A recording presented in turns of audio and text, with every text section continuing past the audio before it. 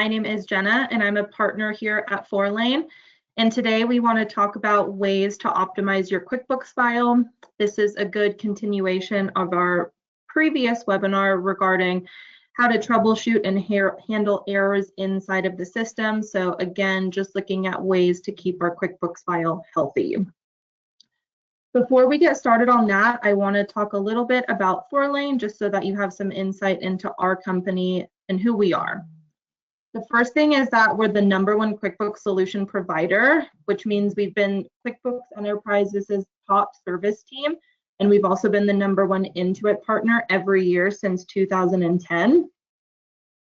We don't just support QuickBooks, we also help provide support and implementation in other spaces like Acumatica, NetSuite, and Xero. We like to help dispel the myth that you are outgrowing QuickBooks, or if we are, we like to help determine which is the next best system to transition into. Beyond that implementation, we like to help ensure that any kind of changes made are meant to direct the success of your business and help protect your investment. We want to ensure that the data is meaningful to you and that it's helping drive business decisions. Last, we like to help ensure that both yourself as well as your staff is empowered to implement these new processes and have a functioning file that creates consistent reporting in a meaningful and accurate way. With that, I want to go ahead and move into what our agenda is going to be. First, we want to talk about how to read the F2 screen to understand file growth. Again, the focus here is optimization of the QuickBooks file, so we need to make sure we understand the direction that our QuickBooks file is moving. Once we know how to read that, we want to talk about various ways to optimize the QuickBooks file, both in product and external. And then the last thing we want to discuss is tips to keep the QuickBooks file healthy. So once we've undergone some sort of measure to optimize the file, we want to make sure that we're protecting that time and invest in, and that QuickBooks is being maintained going forward.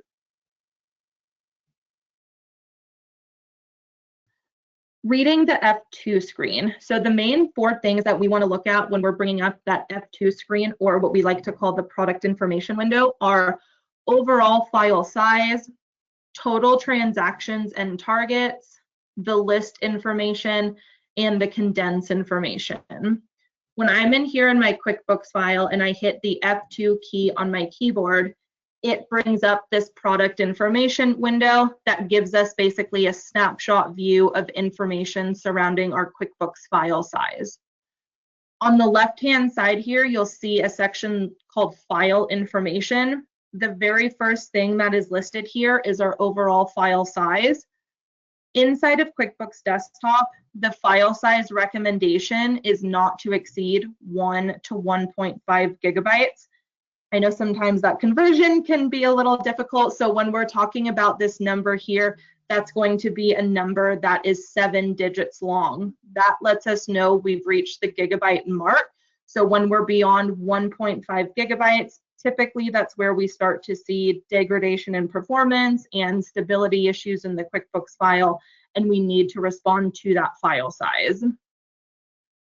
Part of what helps us understand what is contributing to file size is our total transaction count. That is the total number of individual transactions inside of the QuickBooks system. This can be anything from an invoice to a payment to a journal entry. QuickBooks doesn't lump together transactions that are connected. For example, if you've got a customer invoice and a payment connected to it, QuickBooks treats that as 2 separate transactions. So this lets us know the total transaction count in the system. In conjunction with the transactions, we have this number for total targets. What targets tells us is the line item detail that is on our transaction information. So for example, if we've got an invoice and we've got 5 lines of billing listed on that invoice, we've got 5 targets that are on that single transaction. These all help us understand how we're ultimately getting to this overall file size. Another thing that we like to look at when talking about file size is the list information. On the left-hand side, we have overall file information. On the right-hand side, we have our list information. This provides information about our counts in the system.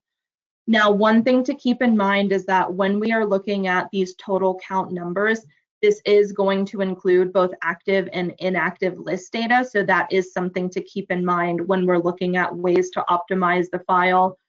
For an example, if 30 of our customers were inactive, 55 is still going to read here because that's our overall customer count. We can scroll down here to see the various lists that provide a record for the quantities. Typically, the two main areas that have the highest counts are usually our customers and our items, which are going to be our product and billing codes. Those are usually the areas we can identify for potential cleanup to help reduce down the overall file size potentially. The last thing here we want to look at when we're considering where our current file size sits is this condense information up above. QuickBooks does have an in-product condense utility that allows you to reduce down the file size, and this will give you information about the last time that procedure was run, similar to how we can review when the last verify or rebuild was done on the system. This lets us know if that in-product tool has been used, and if yes, when it was last run. Typically, if we have files that include payroll or inventory, that product doesn't tend to respond as well, but it's still always our first route to attempt when we're looking at reducing down the file size. With that, I want to go ahead and talk about the areas or ways we have to reduce down and optimize our QuickBooks file now that we understand where we can look at to see our QuickBooks file size. The first one is going to be the in product or in QuickBooks condense options. We'll go through those as far as just removing the audit trail or actually performing a full condense as of a cutoff date. There's also options to perform a modified condense, which will delete things like non-posting transactions as well as the audit trail. Or there is a complete manual condense we can look at as an alternative if the in-product tool fails. To start, I want to go through what the in-product tool offers. If we come in here to our File tab and down to Utilities, we have the option down below here to say Condense Data. Typically, that would pull up there. It's asking me for a password. When we go ahead and look at using our condensed options inside of QuickBooks, you've got two means you can use to reduce down the file size. The first is going to be to just remove the audit trail. Now, what the audit trail does is it logs all changes made to transactional data inside of the QuickBooks file. So any kind of add, edit, delete functions that are happening to transactions, the audit trail will log. If we come in here to our Reports tab and down to Accountant and Taxes, you'll see that audit trail listed here in that second area. This will let you know any changes happening to the system, excluding list data. That is a little caveat to note, is that any changes to list data, meaning new list data added, existing list data updated, or modifying any data, that is not captured on the audit trail. It only refers to transactions. So something to keep in mind when you're using that report for reference. Typically, in a larger file, we see somewhere between 15 to 25% in file size reduction when removing that audit trail. Another thing to note is that as soon as that has been removed, once you begin using QuickBooks again, the audit trail will regenerate, so you'll be able to have one going forward. But it's an easy way to create space in the file without impacting any kind of transactions or financial data. The alternative to doing that audit trail removal is a full condense. Typically, the recommendation is to pick a cutoff date that coincides with a month or year end, and QuickBooks will remove all transactional data as of that cutoff date. Unfortunately, as I stated before, if files have inventory, particularly negative inventory, that's a common reason for that in-product condense to error out, as well as payroll. It's unable to respond to those modules.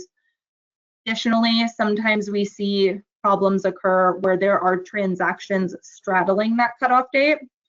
For an example, you might have a customer invoice dated prior to that cutoff date, but a payment dated afterwards.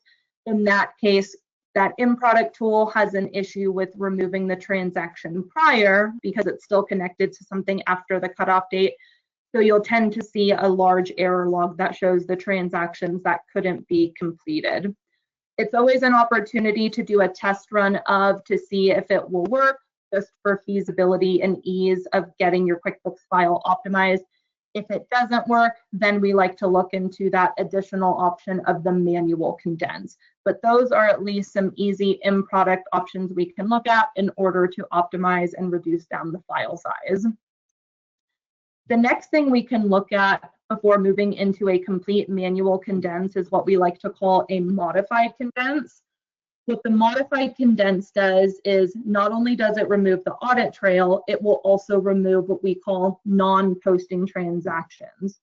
Those are going to include estimates, sales orders, and purchase orders. So if we come in here to our reports area, under sales, you'll see things like our open sales order report. Under purchases, you've got an open purchase order report.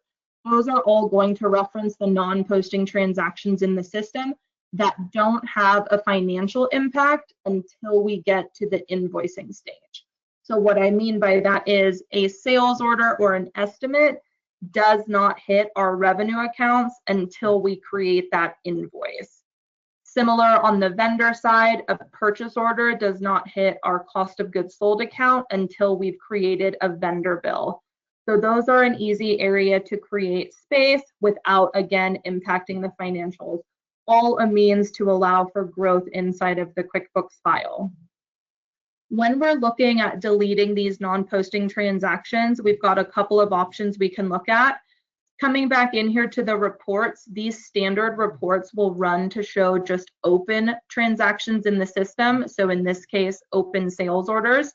We can either look at removing only closed transactions as of a specific cutoff date, or we can look at removing all transactions as of a cutoff date. Typically, the recommendation is to go ahead and remove all through a certain date, whether open or closed, just because typically from a timing perspective, most orders are no longer valid after 6 months to a year maximum. But again, this is a great way to create space in the QuickBooks file and allow room for growth versus looking at the alternative of extending into something like an ERP system. So with that, we've got a couple of options. We've got our in-product condense, just removing the audit trail or using that condense as of a cutoff date to attempt to see if QuickBooks will remove the data. Alternatively, we can look at doing a modified condense, which still removes the audit trail, but also works to delete non-posting transactions. The third option that we would look at if any of those options fail and or if they don't create enough space to give growth and room for movement in the QuickBooks file, the last option would be what we call a manual condense. This would be done by something like a data services team where they would use an outside tool to run on top of the QuickBooks file. Similar to how that in-product condense tool works where a cutoff date would be chosen, a cutoff date would still be applied here to remove all transactional data as of that cutoff date. In addition, one of the nice things that the manual condense offers is removal of unused list data. What I mean by that is, as an example, if a cutoff date of 12/31/2023 is chosen, and we have customers after that date who no longer are used and don't have any invoice or sales activity, that list data can be removed from the QuickBooks file as well.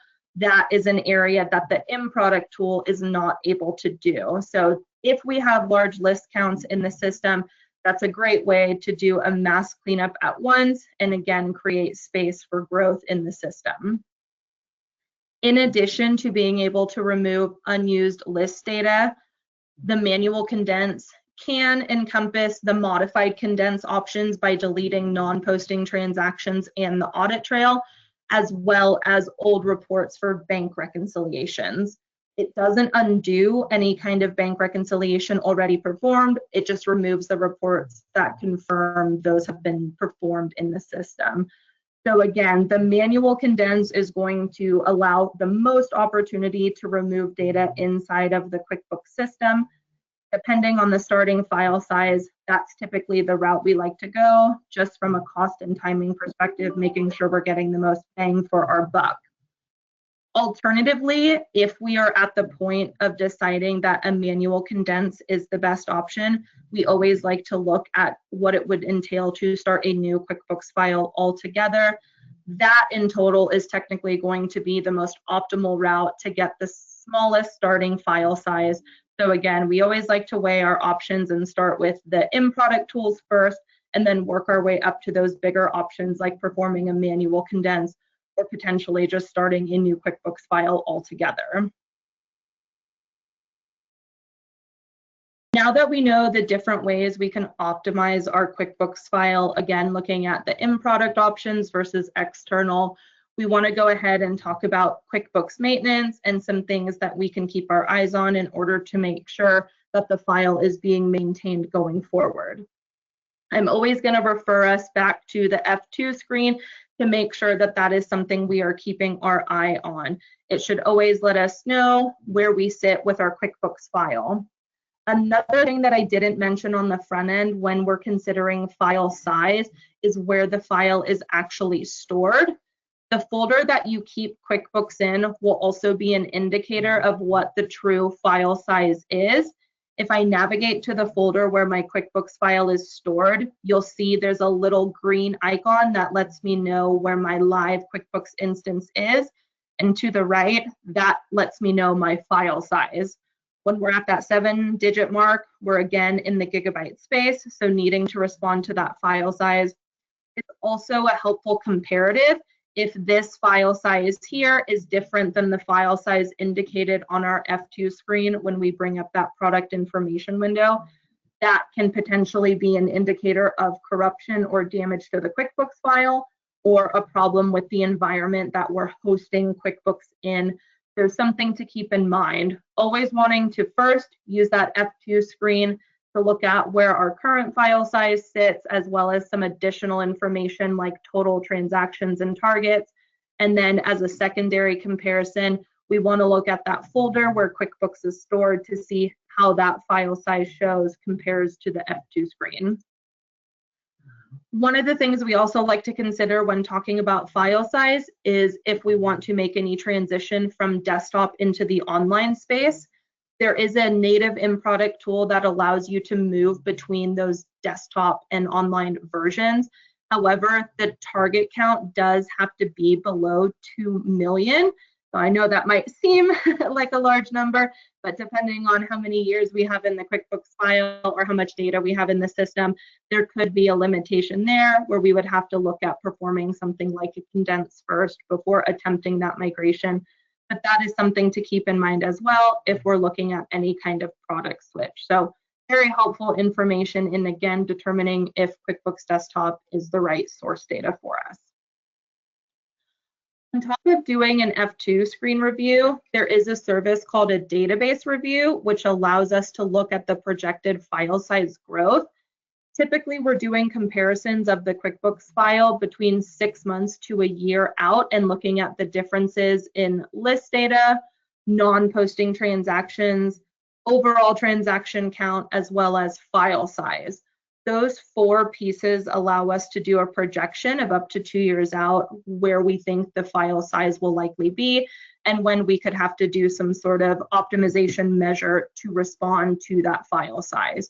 So again, always pointing us back to this F2 product information window, but also keeping in mind that we're looking at the ebbs and flows and changes happening in the QuickBooks system in order to make sure that the file is optimized and operating at its peak. The last thing we can look at is potentially performing some sort of regular condense. We can do that both in a modified version as well as a manual version. So if we are at the stage of needing to do some sort of regular conversion, that is usually where we come back to that question of, does it make sense to be inside of QuickBooks, or are we potentially outgrowing the system and we need to look at moving into a little bit more robust software like an ERP? Again, those are all things we can keep an eye on as we're performing those database reviews and F2 screen checks to make sure that the file size isn't growing exponentially and that we can respond to it once it gets to that threshold. So just to take us back through the things we want to go ahead and keep track of and what we want to make sure we're keeping an eye on. F2 screen, looking at file size, total transactions and targets, our list information counts, and where we last potentially performed that condense using the in-product tool inside of QuickBooks. Once we know we've reached that recommended threshold, how do we respond to the file size? We've got multiple ways to optimize the file, both in-product and external, with things like audit trail removal, as well as using the in-product condense tool, choosing a cutoff date and removing all transaction data as of that point in time. We've got an additional option to do a modified condense to help ensure we're not impacting or changing financials. This will entail just removing the audit trail as well as our non-posting transactions. And then beyond that, depending on the starting file size and where we're looking to be, we have the option of doing a complete manual condense or potentially starting a new QuickBooks file. And with that, just making sure once we've gone through those optimization measures, we're doing maintenance checks like an ongoing F2 screen review, potentially regular condenses, as well as database reviews to help us project out where our likely file size is growing. With that, thank you guys very much for your time. I hope that's some helpful information in order to help ensure that we're keeping our QuickBooks file healthy. If you guys have any topics that you'd like us to cover, please feel free to let us know. We're happy to go through those. Thank you very much. See you guys next week.